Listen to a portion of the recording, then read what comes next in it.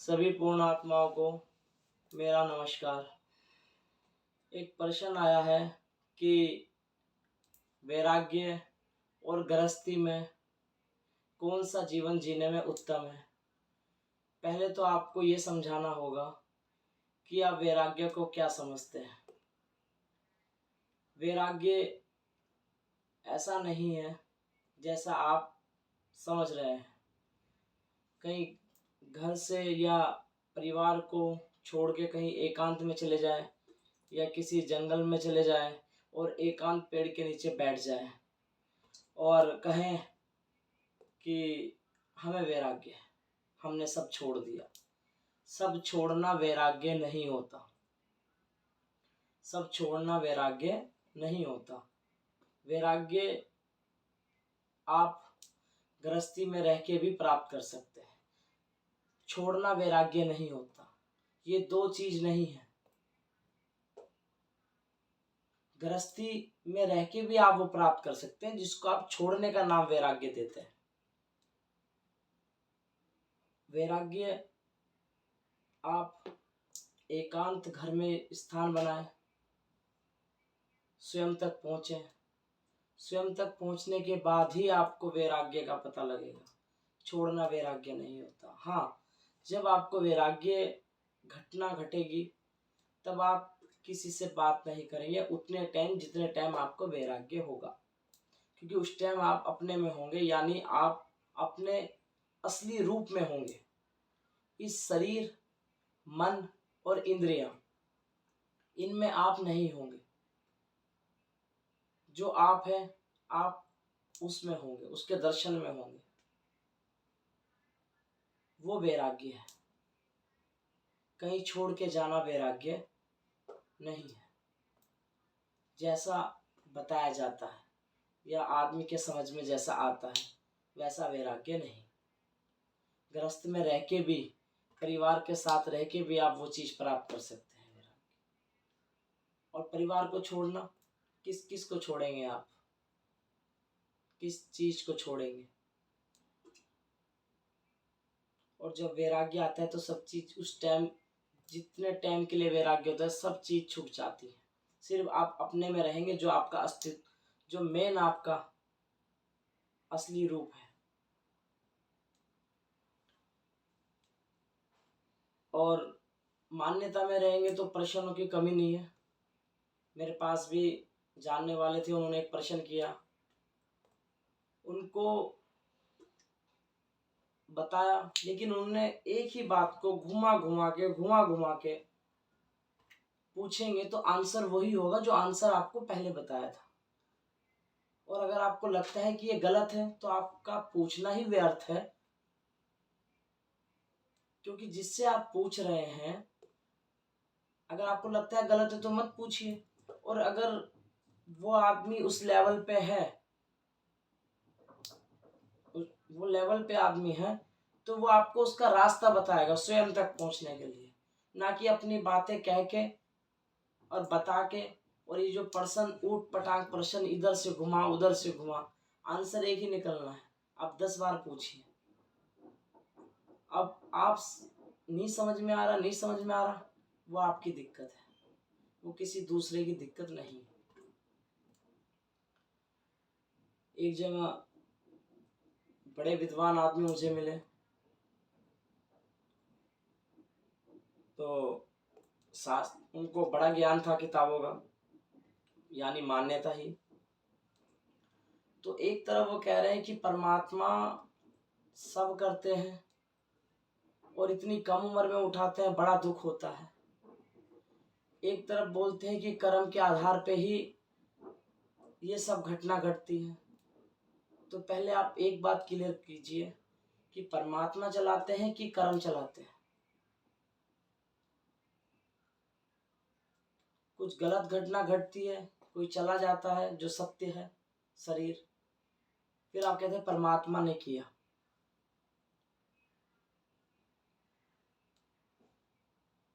परमात्मा पूरी सृष्टि का, उसके लिए सब बच्चे हैं। कोई अपने बच्चे को गलत नहीं करता, वो खुद स्वयं के कर्म होते हैं। और मायने में देखा जाए तो आप मुक्ति कीजिए ना सीधा, मन इंद्रिया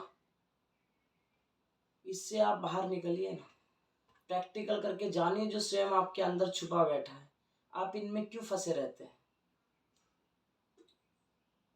ये गलती परमात्मा की नहीं है, ये गलती तो आपकी स्वयं की है। परमात्मा ने तो आपको सब कुछ दिया है, सब दिया है, लेकिन आप कुछ पैसे, जो भी आपको अच्छा लगता है, आप पूरा जीवन वहां व्यतीत कर देते हैं नई नई चीजों के लिए। तो इसमें परमात्मा की क्या गलती है। परमात्मा का तो नाम आप ले देते हैं कि उन्होंने किया, आपके कर्म है, आपने किया, उन्होंने आपको सब दे रखा है। अच्छा होगा तो कोई बात नहीं, गलत हुआ तो परमात्मा क्या किया। कर्म के आधार पे ही जीवन मिलता रहता है, और कर्म से मुक्ति पाने का एकमात्र रास्ता है स्वयं का पता कर लेना, ताकि आप जीवन भी है तो उसे आप मस्ती में जिए, आनंद के साथ जिए। आप रोते भी हैं मरने के बाद तो कुछ दिन के लिए रोते हैं, महीने 2 महीने 6 महीने बाद आप नॉर्मल हो जाते हैं, सारे आप अपने काम करते हैं। कम उम्र में जाना, जब आपको आने का ही नहीं पता तो जाने का शौक किस लिए। ठीक है, गया है, दुख है, कैसा दुख, जो था अंदर वो कभी नहीं मर सकता। पता है सब कुछ है, सब कुछ पढ़ेंगे, लेकिन वहां तक नहीं पहुंचेंगे जहां तक महापुरुष पहुंचते हैं। इसीलिए महापुरुषों ने जानने के लिए जोर दिया है, लेकिन हम उनको पकड़ के बैठ गए हैं। मान्यता पे रह जाएंगे, पर्सन पे पर्सन, ऊट पटांग पर्सन, इधर से उधर से पर्सन। आप कुछ इस तरह के हैं, उनको समझा दीजिए, लेकिन नहीं, उनको लगता है कि जो हम पूछ रहे हैं वो दूसरा समझ नहीं पा रहा है, वो बता नहीं पा रहा है। ये आपके विचार है। उसने जो एक शब्द में पहले कह दिया वही बोल दिया है। अब आप घुमा के 10 बार प्रश्न कीजिए, आंसर वही निकलेगा जो आंसर था। और सीधी बात, आप प्रैक्टिकल में बैठिए, किसी के बताए से कैसे कि वो सही है। सही तो जब होगा जब आप बैठेंगे। और रही वैराग्य और गृहस्थी की जो आपने बताया है, आप जो पूछना चाह रहे हैं,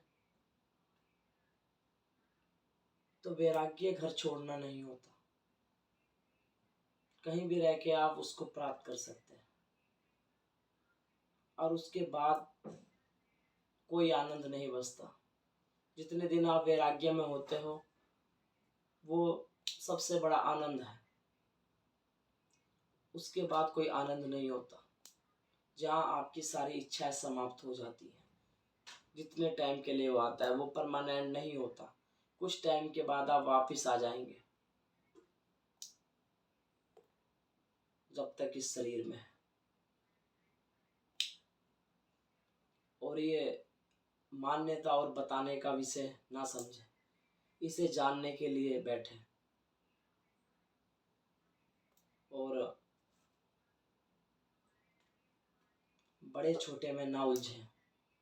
कौन बड़ा है कौन छोटा है, कैसे गृहस्थी चलाए, किस की पूजा करें, किसको ना माने, किसको माने।